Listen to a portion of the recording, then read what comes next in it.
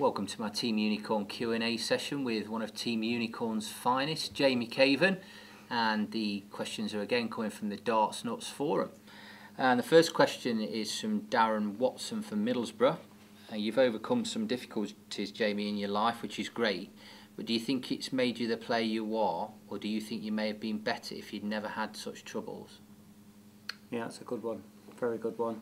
It's a question I think really that's, I don't think it can really be answered because the issue I have with my eye was when I was very, very young. I was only a toddler, so I'd not even really played darts, so it's not something I've had to deal with to see if I can get any better. But what it has done, I think, is inspired me to try to achieve as well as I could. I always wanted to be a darts player, so I've achieved that goal. To do it as a job is absolutely a dream. And you know, if people can take a bit of inspiration from what I do and that inspires them, then that's all well and good. But I think, like I say, it's a bit of a toughie to answer. But I'd like to think that it's helped me to achieve what I want to do. Okay, next question is from Grey Owl in the USA. Please, can you tell us areas to focus on to improve our game to go to the next level? That's sort of from a beginner, regular league player's perspective. Yeah, another tough one. I think you can only you can be as good as you want to be. You need to be focused all the time. That's most important. You need to make sure that your stance is pretty good.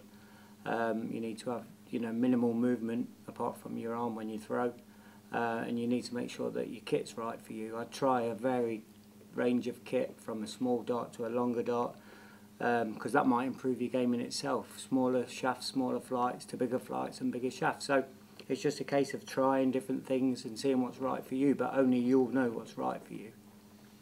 Okay, Nathan Young Mulshoe from Texas. Next question. What is the one part of your throw motion that you find is off when you're not playing so well?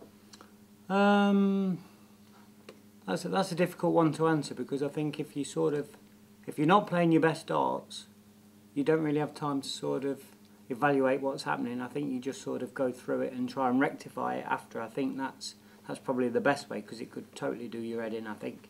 But it's certainly something that you could look back on, maybe sort of watch your game that you've played if it's recorded, or you know, get some advice off your friends if you've not played great, and maybe just try and stay focused. And it goes back to making sure that your stance is right and that you are throwing properly. So it's just about trying to improve and look for your weaknesses and try and improve on them all the time. Okay, next one's Jay from Sweden. Which format of play do you prefer, match play or sets?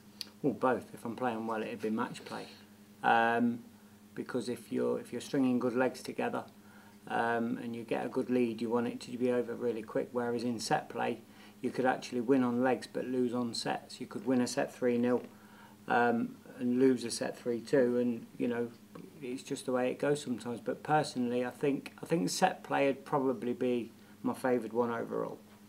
Okay, and finally, Day Runcorn asks, which darts players do you practice with the most?